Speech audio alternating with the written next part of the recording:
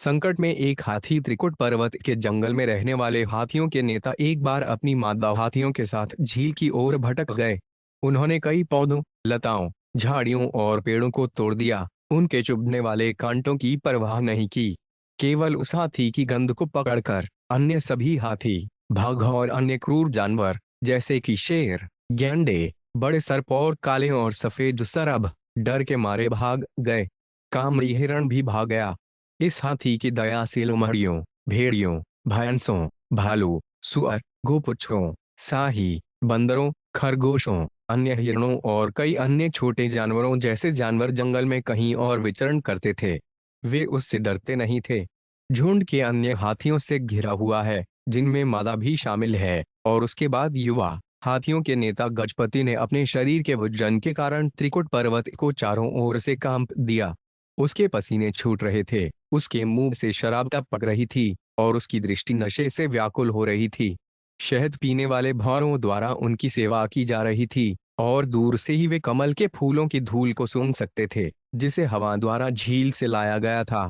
इस प्रकार प्यास से व्याकुल अपने साथियों से घिरे हुए वे शीघ्र ही सरोवर के तट पर आ पहुंचा।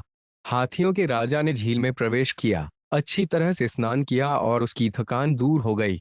फिर अपनी सूंड की सहायता से उसने ठंडा, साफ, अमृत जल पिया, जो कमल के फूलों और जलकुमुदनी की धूल से मिश्रित था, जब तक कि वह पूरी तरह से संतुष्ट नहीं हो गया।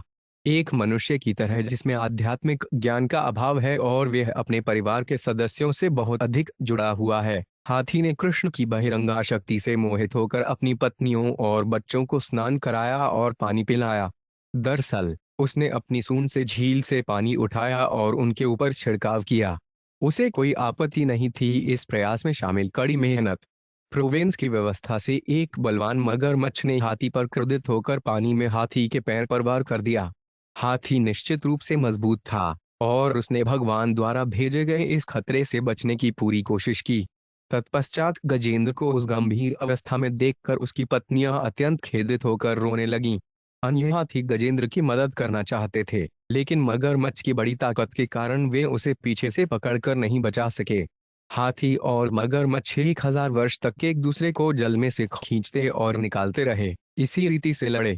युद्ध को देखकर देवताओं को बड़ा आश्चर्य हुआ। तत्पश्चात जल में घसीटे जाने तथा अनेक वर्षों तक युद्ध करने के कारण हाथी की मानसिक, शारीरिक तथा इंद्रिय शक्ति क्षीण हो गई। मगरमच्छ, इसके विपरीत, पानी का जानवर होने के नाते उत्साह, शारीरिक शक्ति और कामुकता में वृद्धि हुई। जब हाथियों के राजा ने देखा कि वह विधाता की इच्छा से मगरमच्छ के चंगुल में है और अवतार ले रहा है और परिस्थितिजन्य रूप से असहाय है, खुद को खतरे से नहीं बचा सका, वह मारे जाने से बेहद डरता था। फलस्वरूप उन्होंने लंबे समय तक सोचा और अंत में निम्नलिखित निर्णय पर पहुंचे। अन्य हाथी, जो मेरे मित्र और संबंधी हैं, मुझे इस संकट से नहीं बचा सके। फिर मेरी पत्नियों की क्या बात करें? वे कुछ भी नहीं कर सकते। यह विधान की इच्छा से है कि मुझ पर इस मगरमच्छ ने हमला किया है, और इसलिए मैं पूर्ण पुरुषोत्तम भगवान की शरण लूंगा, जो हमेशा सभी की, यहाँ तक कि महान व्यक्तियों की भी शरण है। भगवान के परम व्यक्तित्व को निश्चित रूप से हर कोई नहीं जानता है, लेकिन वे बहुत शक्तिशाली और प्रभावशाली हैं।